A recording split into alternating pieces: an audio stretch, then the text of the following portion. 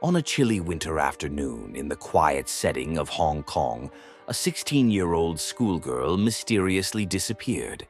The promise to meet her best friend at the station was never fulfilled, leaving behind a storm of worry and fear. Then a cardboard box appeared on a bustling street. Inside was the naked body of a young girl. What truly happened? Join us as we delve into the haunting case of the corpse in the box, one of the most shocking mysteries in Hong Kong's history. The story takes place in Happy Valley, located in the southern part of Wan Chai District on Hong Kong Island. This is one of the earliest developed areas in Hong Kong, named after the Happy Valley Racecourse. Originally, the area was called Wong Nai Chung, or Wong Nai Chung Valley. Due to its quiet and secluded environment, many famous people chose to live here.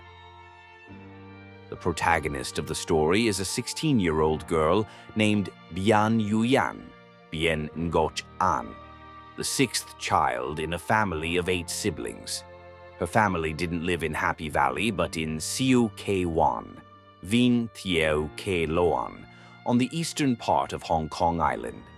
Her parents ran a fish shop and her brother was attending the University of Hong Kong. Yuyan attended secondary school at New Method College, where her brother also studied. However, due to poor academic performance, Yuyan transferred to Tok Shing Evening College in Causeway Bay, Vinjong La, to continue her studies in the 9th grade. Classes started at 7 p.m. and ended at 9 p.m.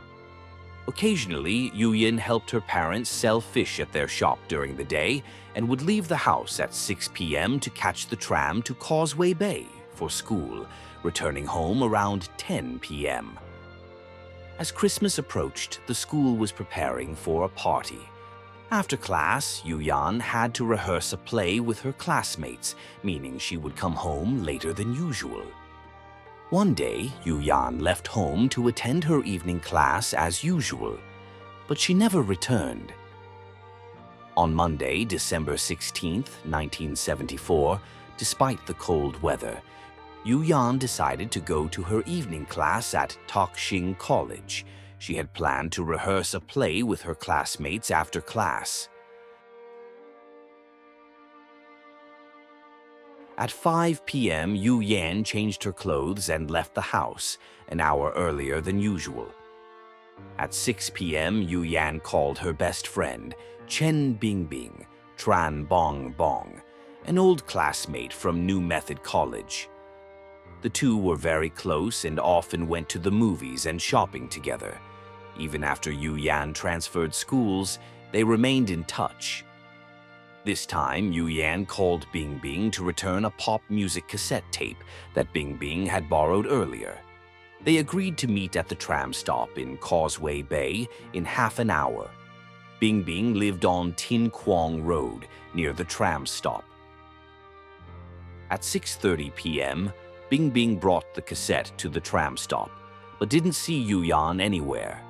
She waited until 7 p.m., but Yuyan was still nowhere to be found.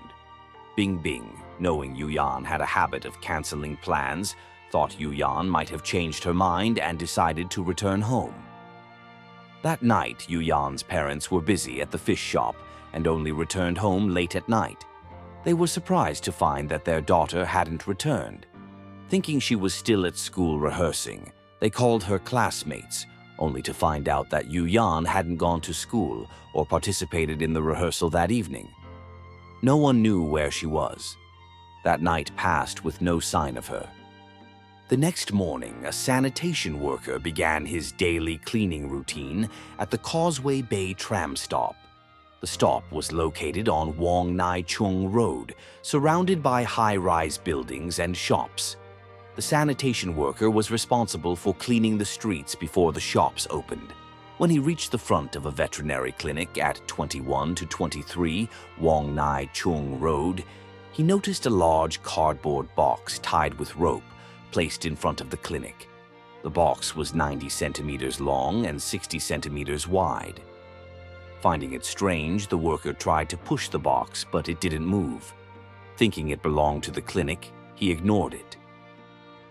At around 8 a.m., when the clinic was about to open, an employee noticed the box, which was blocking the entrance. He tried to move it, but found it too heavy and asked a colleague to help him. Together, they moved the box to the side of the street.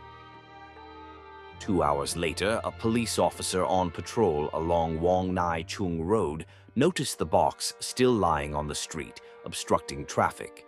He asked around, but no one claimed ownership of it. The officer then cut the rope and opened the box. To his horror, inside was the naked body of a young woman, wrapped in newspapers. Shocked, the officer immediately reported the discovery to headquarters. Since it was rush hour, a large crowd quickly gathered at the scene. Shortly after, a team of police officers arrived and cordoned off the area to begin their investigation. Inside the box was the body of a young woman, completely naked, with her arms curled up around her body. Only a few old newspapers were found inside the box, and no clothes or personal items belonging to the victim. The forensic team discovered metal shavings on her body, a piece of red tape in her hair, and some paint particles on her elbows. A scrap of paper with the Chinese characters for Han was found on her arm. It was suspected that the victim had been in a repair shop before her death. Police also found fabric fibers under her nails, possibly from contact with the killer's clothing.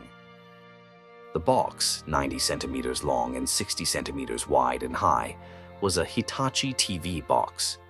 Several fingerprints were found on the box, but all were ruled out. The autopsy revealed bruises on the victim's body, indicating torture before death, but no signs of sexual assault.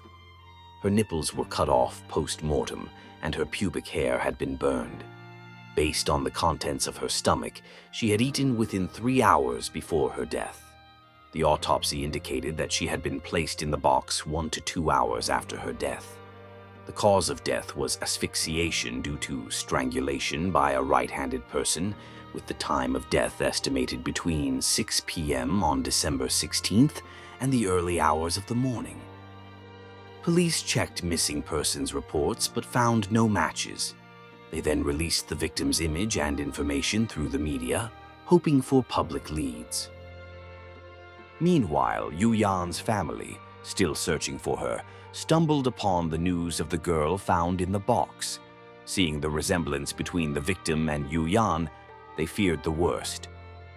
2 days after Yu Yan's disappearance, her family went to the police to identify the body. The victim was quickly confirmed to be 16-year-old Bian Yuyan. Once the victim's identity was confirmed, the Hong Kong police formed a special investigation team led by the bald-headed detective inspector of the Major Crimes Unit. Investigators began tracing Yuyan's last known whereabouts. They first questioned her younger brother, the last person to see her, and her friend Chen Bingbing. Her brother, Bian Jingming, Bian Kan Ming, said that on the day of the incident, after finishing an exam, he came home early. His sister had prepared lunch and they ate together. Around 4 p.m., Yuyan received a phone call. 7 minutes later, she received another call, each lasting 2 to 3 minutes. After the calls, Yuyan told her brother that before heading to her evening class, she would stop by a newspaper office in North Point to place an advertisement for her older brother and would leave at 5 p.m. instead of her usual 6 p.m. However, the investigation revealed that the newspaper office in North Point hadn't received any advertisement from Yu Yan, and the office had closed by 5 p.m., just as Yu Yan left home. Chen Bingbing stated that she and Yu Yan had been friends for 4 years at New Method College. Even after Yu Yan transferred schools, they stayed in contact. 6 months prior, while shopping, Yu Yan bought a pop music cassette, which Bingbing borrowed. On the day of the incident, Yu Yan called Bingbing to return the cassette and arranged to meet at the Causeway Bay tram stop. Bingbing arrived on time but left after waiting until 7 p.m., assuming Yu Yan had canceled again. Bingbing added that Yu Yan had a habit of arriving late or canceling plans. In the past, they had arranged to meet at the same tram stop several times, but Yu Yan had failed to show up 3 to 5 times. One notable detail was that during the call with Yu Yan that evening, Bingbing recalled that Yu Yan's surroundings were noisy, and her voice sounded hurried and anxious. Concerned, Bingbing rushed to the tram stop with the cassette tape, never imagining that Yu Yan would encounter such a fate. Next, the police went to Yu Yan's school, Takxing Evening College, to investigate. They requested the attendance records for the night of the incident, but the teacher said the list had been lost. The teacher recalled that the day after Yu Yan went missing, her family had come to the school to inquire. At that time, the teacher had checked the attendance sheet and found that Yu Yan hadn't attended class that night. However, when the teacher later tried to find the list again, it had mysteriously disappeared. The investigation continued as police questioned Yu Yan's classmates. They described her as an active and cheerful girl who loved ice cream. She had never had a boyfriend, and her parents were very strict with her. She was usually shy around male classmates. Yu Yan was passionate about acting and was scheduled to perform in the school's Christmas play. To prepare for the play, she and her classmates had rehearsed several times after school, and she had never missed a rehearsal. The night of the incident was the only time she didn't attend class. Yu Yan's family confirmed what her classmates had said. They reiterated that Yu Yan was not fond of interacting with male students. However, one male student from Taiwan had pursued her, but Yu Yan rejected his advances. Afterward, the boy began spreading false rumors about her at school, claiming that Yu Yan's family had ties to criminal gangs. Some students believed the rumors and avoided Yu Yan. Later, Yu Yan's older sister went to the school to confront the boy from Taiwan. After looking into the situation, the police believed the boy could be a suspect and sought him out for questioning. However, after Yu Yan was killed, the boy disappeared. Eventually, the police located him, but he provided a solid alibi, proving he wasn't involved in Yu Yan's murder. Initially, the police were certain the boy was the killer, and the case seemed close to being solved, but this lead quickly fell apart, leaving the investigation at a dead end.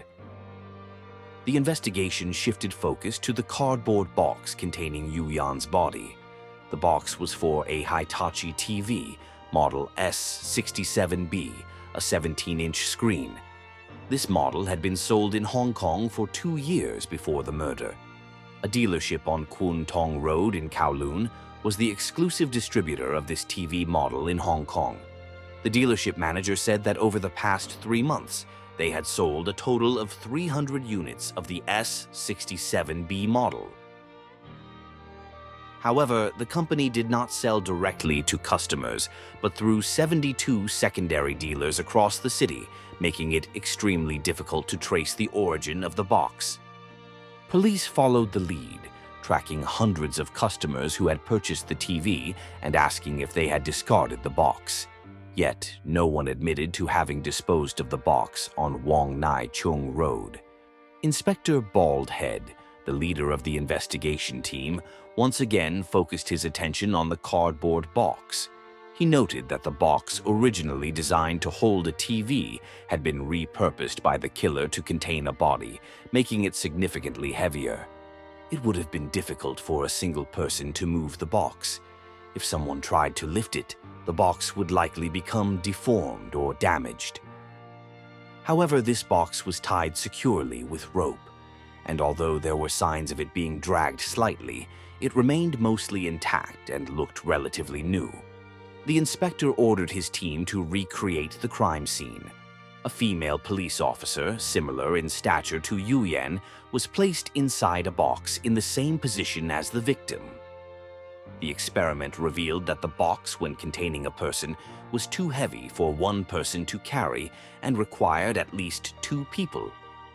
However, if the box was carried by 2 people, it would likely become severely deformed, making it impossible to move over a long distance. How, then, did the killer manage to transport the box with Yu Yan's body to Wangnai Chung Road? To clarify this, police examined 50 models of cars popular at the time. The results showed that none of the vehicle's seats or trunks could accommodate the 17-inch TV box. It was possible that a truck had been used to transport the box from another location, but the police considered this unlikely. Happy Valley was a densely populated area, and a truck moving through would have drawn attention. Additionally, unloading such a large item from a truck would likely raise suspicion.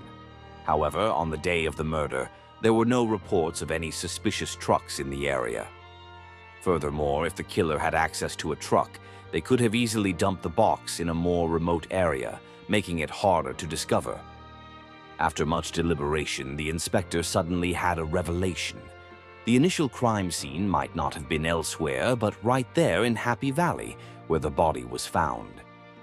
Combined with the discovery of metal shavings on the victim's body, investigators conducted a thorough search of all factories and electrical repair shops in Happy Valley, interviewing nearly 750 workers. However, no suspicious leads emerged. Time passed, and by the end of December, 10 days after the crime, a police officer on patrol made a crucial discovery. While investigating the area, the officer noticed a small workshop above an ice cream shop that was filled with technical equipment and cardboard boxes. The ice cream shop, called An Mo, was located on Wong Nai Chung Road in Happy Valley, right next to the veterinary clinic where Yu Yan's body was found. Recalling the fact that Yu Yan loved ice cream, the officer had a gut feeling that the shop might be involved. He immediately reported his suspicions to his superiors. 2 weeks after the crime, the police obtained a warrant to search the An Mei ice cream shop. The shop was divided into 3 areas. The front sold ice cream to customers, the back was used to repair vending machines, and the upper loft was used for storing equipment and miscellaneous items. There was also a phone line upstairs. Upon close inspection, the police found copper wire, red tape, paint, cardboard boxes, newspapers, a welding machine, and other items that matched materials found on Yu Yan's body. The shop's manager explained that the items on the loft were used for repairing vending machines, and the newspapers were for employees to read, which were later sold as scrap. While there were small cardboard boxes, the manager denied having any large TV boxes like the one found at the scene. The manager provided the work schedule for the night of the crime, revealing that only one employee, a man named Ouyang Bingqiang, Ao Duong Bin Kuong, had been on duty that evening. During the police search, Ouyang appeared nervous, his face twitching with anxiety. From the moment they entered the shop, the observant officers had kept an eye on him, suspecting that they might finally have the right man. The following day, the police brought Ouyang in for questioning. During the interrogation, police resorted to harsh methods, including pouring soda up his nose and beating him. But Ouyang consistently denied knowing Yu Yan or having any involvement in her death. Lacking further evidence, the police were forced to release him. The forensic team examined the evidence collected from the ice cream shop. The copper shavings, red tape, and paint particles matched those found on Yu Yan's body. The newspapers used to wrap her body were from the same batch found in the shop. The scrap of paper with the words "For Han" found on Yu Yan's arm was similar to a paper labeled "Repaired" found in the loft. The police also searched Ouyang's home, where they confiscated 2 suits. The fibers found under Yu Yan's nails matched the fabric from one of Ouyang's suits. Additionally, 2 green wool fibers found on Yu Yan's body were identical to fibers found on Ouyang's suit. Based on the evidence, the police proposed the following theory. On the day of the crime, after leaving her home, Yu Yan went to the newspaper office in North Point to place an advertisement for her brother, but upon arrival, she found it closed. She then decided to head to her evening class. Since she had time to spare, Yu Yan wandered around, eventually stopping by Anmei Ice Cream Shop on Wong Nai Chung Road. Because she loved ice cream, she bought some and remembered that her friend Chen Bingbing lived nearby. At the time, Ouyang Bingcheng was the only one working in the shop. Yu Yan asked if she could use the phone, and Ouyang led her to the loft to make the call. The phone call Yu Yan made to Bingbing was from the Anmei Ice Cream Shop. At this point, Ouyang developed sinister intentions. When Yu Yan resisted and tried to flee, Ouyang strangled her from behind with his right hand. Realizing he had killed her, but with the shop still open for business, Ouyang placed her body in the loft and continued serving customers. After closing the shop, Ouyang returned to the loft, stripped Yu Yan's body, and used a welding machine to burn her pubic hair and cut off her nipples to mislead the police, making them think the killer was a pervert or mentally unstable. He then found a nearby cardboard TV box, stuffed Yu Yan's body inside, and tied it up with rope. Knowing the box was too heavy to carry without leaving traces, Ouyang decided to dump it in front of the veterinary clinic next door, believing the most dangerous place would also be the safest. This ploy was indeed clever. Initially, the police had no idea that the killer was right in front of them, but Ouyang had left behind too many clues and ultimately couldn't escape justice. Ouyang Bingjiang, 28, lived in Saiwan and worked as a clerk at a factory on Wong Kong Road. Both of his parents had passed away, and his family wasn't well off. Ouyang met his wife, Zhang Jinfen, Truong Kim Pung, in 1972, 2 years before the crime. After a year of courtship, they married and had a daughter. At the time of the murder, Zhang was pregnant with their second child, a son. To supplement his income 4 months before the crime, Ouyang had taken a part-time job at Anmei Ice Cream Shop. According to the shop's policy, employees were allowed 1 day off each week, but Ouyang often worked on his days off to earn more money. His daily routine was regular. He took the ferry to work at a factory in Kwun Tong at 8 a.m., and after finishing his shift at 5 p.m., he headed straight to Anmei Ice Cream Shop, usually arriving by 5:40 p.m. At that time, the day shift worker was still on duty. Ouyang's shift ran from 6 p.m. to 10 p.m., though due to the workload, he usually didn't get home until 11 p.m. Some nights, his wife would prepare dinner for him, and other nights they would go out to eat together. The police questioned Ouyang's wife, who said that on the night of the crime, her husband returned home at around 11 p.m. as usual, showing no signs of unusual behavior.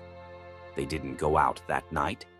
Zhang described her husband as a hard-working and responsible man.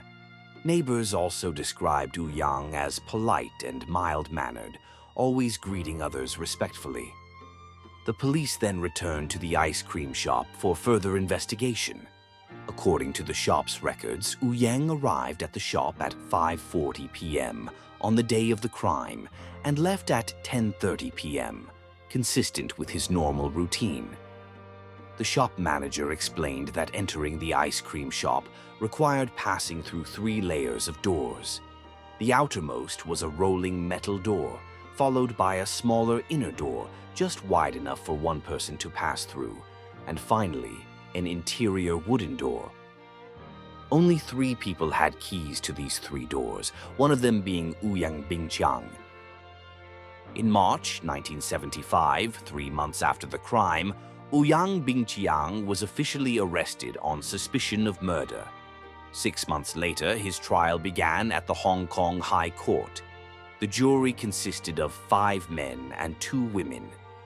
Ouyang maintained his innocence. During the trial, the prosecution presented more than 200 pieces of evidence. They argued that the On May ice cream shop and the veterinary clinic were close to each other, making it possible for the killer to commit the crime and dispose of the body. Additionally, the fibers found under Yuyan's nails matched the fibers from Uyang's suit. The green wool fibers found on Yuyan's body were identical to those found on Uyang's clothing. The copper shavings and the paint particles found on Yuyan's body also matched materials from the loft in the ice cream shop. Moreover, according to the shop's records, Uyang was the only person working that night. He had the keys to the 3 doors, giving him the opportunity and time to commit the crime. The police used mannequins to demonstrate how the killer had stuffed Yuyan's body into the box and dragged it to the location where it was found. They also recreated how the killer might have strangled Yuyan from behind. The prosecution brought forth 15 witnesses, including a 19-year-old woman who testified that Uyang had twice burned her skirt with a cigarette while she was on her way to work in Sanpo Kong. Psychological experts argued that such behavior indicated sexual perversion, linking it to the burning of Yuyan's pubic hair. Uyang continued to assert his innocence. His defense lawyer argued that Uyang had no clear motive for murder.